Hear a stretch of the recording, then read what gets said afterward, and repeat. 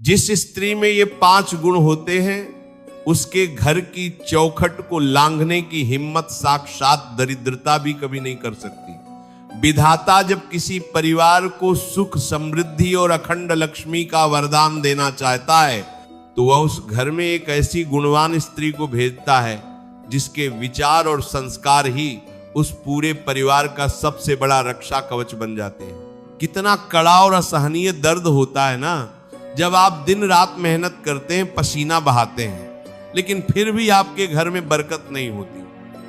आप सुबह से लेकर रात तक पैसों की तंगी, कर्ज के बोझ और मानसिक अशांति के कलह में घुटते रहते हैं।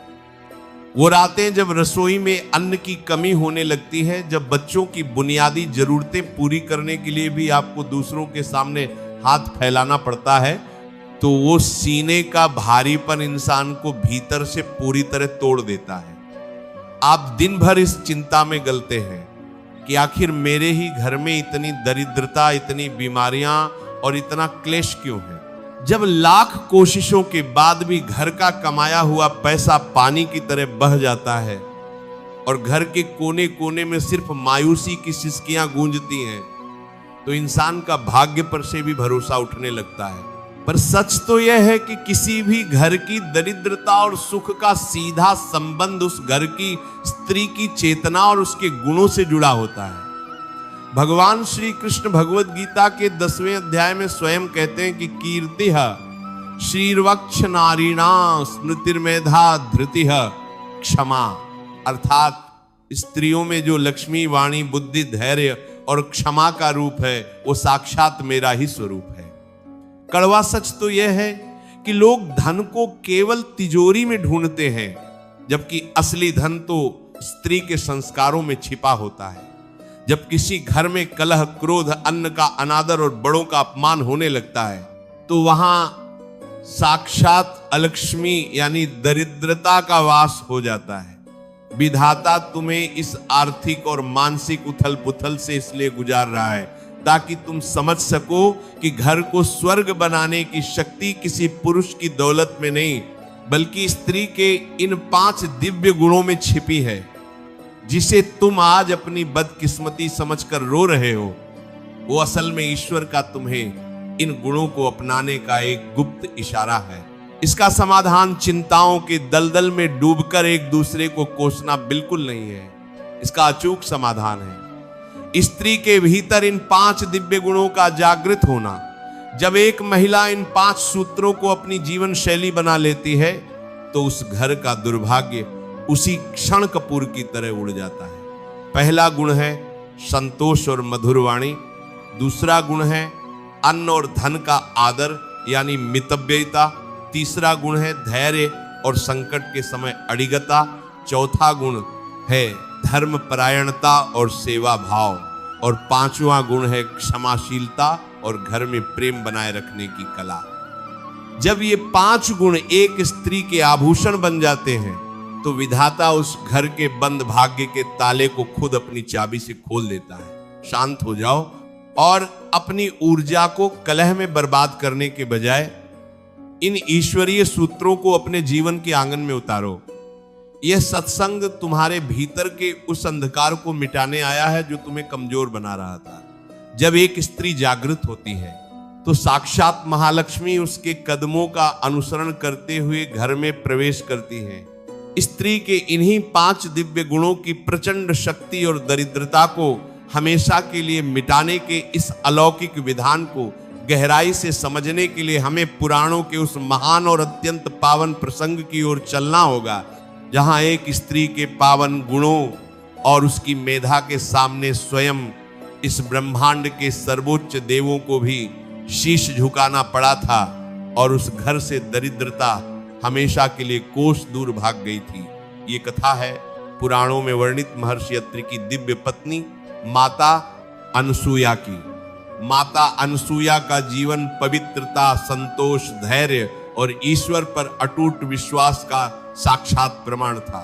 उनके भीतर करुणा और संतोष का ऐसा सागर था कि उनके आश्रम में कभी कोई अभाव, कोई कलह या कोई दरिद्रता टिक ही नहीं सकती थी। एक बार जब तीनों लोकों में माता अनसुईया के इन 5 गुणों और उनकी दिव्यता की चर्चा होने लगी तो स्वयं ब्रह्मा, विष्णु और महेश उनकी परीक्षा लेने के लिए साधुओं का भेष बनाकर उनके आश्रम पहुंचे।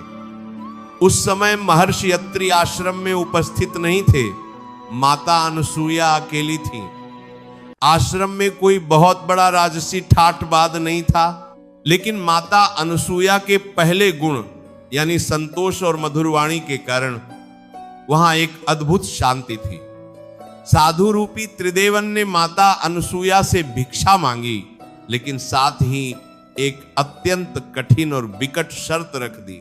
उन्होंने कहा कि हे देवी, हम भिक्षा तभी स्वीकार करेंगे जब तुम बिना वस्त्रों के पूरी तरह दिगंबर होकर हमें भोजन परोसोगी। एक सन्यासी के मुख से ऐसी मर्यादाहीन शर्त सुनना किसी भी साधारण स्त्री के लिए क्रोध का कारण बन सकता था, लेकिन माता अनसुईया के भीतर उनका तीसरा और चौथा गुण जागृत था, धैर्य, धर्मपरायणता और तीव्र बुद्धि।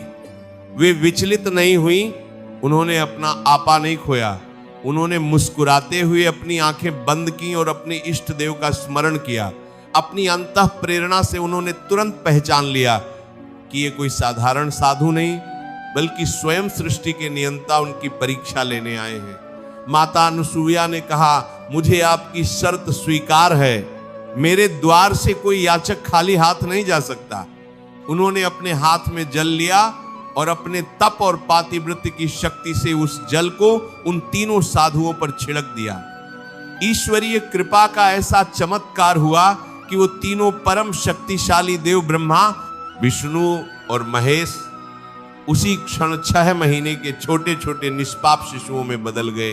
माता अनसुईया ने पूरी गरिमा और वात्सल्य भाव के साथ उन शिशुओं को गोद में उठाया और उन्हें भोजन कराया।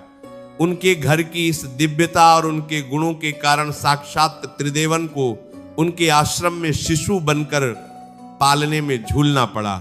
जब तीनों देवियां अपने पतियों को ढूंढती हुई वहां पहुंची तो उन्होंने माता अनसुईया के चरणों में सिर झुकाकर क्षमा मांगी।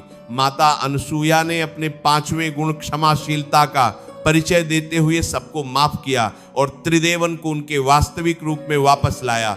भगवान विष्णु ने प्रसन्न होकर उन्हें वरदान दिया और उन्हीं के अंश से माता अनसुईया के यहाँ महर्षि दत्तात्रेय का जन्म हुआ।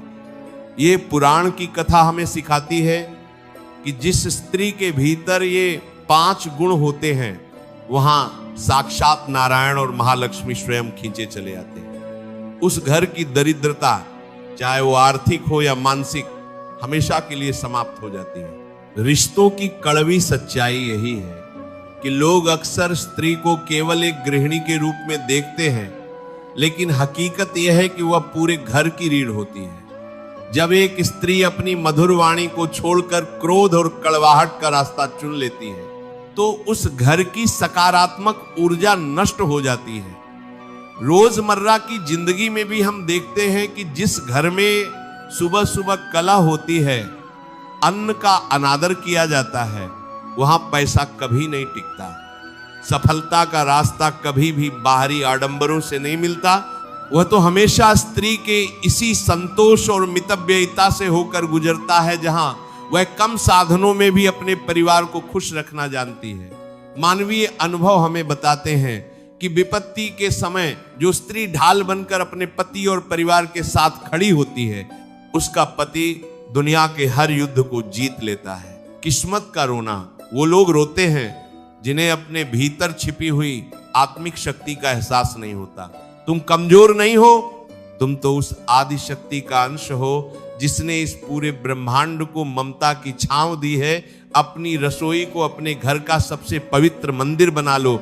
जब तुम पूरे प्रेम और पवित्रता से अन्न बनाती हो और उसे भगवान श्री कृष्ण को भोग लगाकर अपने परिवार को परोसती हो, तो वो अन्न केवल भोजन नहीं रहता, बल्कि एक ऐसी दिव्य औषधि बन जाता है जो घर की हर बीमारी और दरिद्रता को जड़ से मिटा देता है।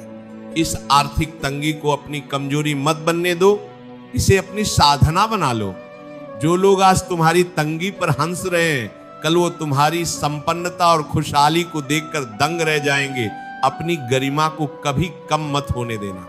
मेरे प्यारे योद्धाओं, मेरी प्यारी बहनों, अब उदास होकर बैठना छोड़ दो। ये समय चिंताओं में गलने का नहीं, बल्कि अपने भीतर के इन 5 गुणों को जगाकर अपने घर की तकदीर बदलने का है। चिंता मत करो, क्योंकि तुम्हारी हर एक रात की खामोश तड़प, तुम्हारा हर एक आंसू और तुम्हारा यह संघर्ष उस सामरे की नजर में है। वह सही समय पर तुम्हारे घर की हर बंद राह को खोल देगा और तुम्हें वो समृद्धि देगा जिसकी दुनिया मिसाल देगी। अपनी नीयत को साफ रखो, अपने चरित्र को बेदाग रखो और अपने मार्ग पर अडिग रहो। जीत तुम्हारी ही होगी, क्योंकि तुम्हारा सारथी स्वयं द्वारकाधीश है और वह लक्ष्मीपति है। द्वारा वो अपनी प्यारी बेटियों का हाथ कभी नहीं छोड़ते। वो तुम्हारे हर एक राधे शब्द का हिसाब तुम्हारी प्रचंड खुशियों के साथ चुकता करेंगे। भरोसा रखो, जो होता है हमेशा अच्छे के लिए ही होता है। आज का ये संघर्ष कल की आपकी सबसे बड़ी विजय की नींव बनने जा रहा है। अपनी कहानी को खुद लिखो, आंसुओं से नहीं, बल्कि अपने निरंतर पुरुषार्थ और अडिग विश्वास से। श्री कृष्ण की शिक्षाओं को अपना कवच बनाओ और इस कर्म पथ पर निडर होकर आगे बढ़ चलो। जीत तुम्हारी ही होगी, क्योंकि जिसके साथ स्वयं गोवर्धनधारी हो उसका अहित तो काल भी नहीं कर सकता। सुख और समृद्धि तुम्हें पुकार रही है, बस तुम्हें इन 5 गुणों को अपनाकर एक नया कदम बढ़ाना है। सब ठीक हो जाएगा, बस तुम अपनी मुस्कुराहट को वापस आने का रास्ता तो दो। तुम विजेता हो, और विजेता कभी परिस्थितियों का रोना नहीं रोते, वे तो अपने संस्कारों से पूरी बाजी पलट देते हैं। अगर आज की इन बातों ने तुम्हारी सोई हुई आत्मा को झकझोर दिया है, अगर तुम्हें महसूस हुआ है कि वाकई एक स्त्री के गुण ही घर की असली लक्ष्मी है और तुम्हें अब निराश नहीं होना है, तो इस प्रचंड शक्ति को अपने रोम रोम में महसूस करो। तुम अकेले नहीं हो। तुम्हारे हर मौन संघर्ष, हर आंसू और हर सच्ची प्रार्थना के साक्षी साक्षात नारायण है। अपनी आंखें बंद करो और उस परम शांति को अपने भीतर महसूस करो। तुम हर परिस्थिति और सांसारिक अभाव से कहीं ज्यादा ऊंचे और महान हो। कमेंट में राधे राधे लिखें, सब्सक्राइब करें और अंत में राधे राधे जय श्री कृष्ण लिखो।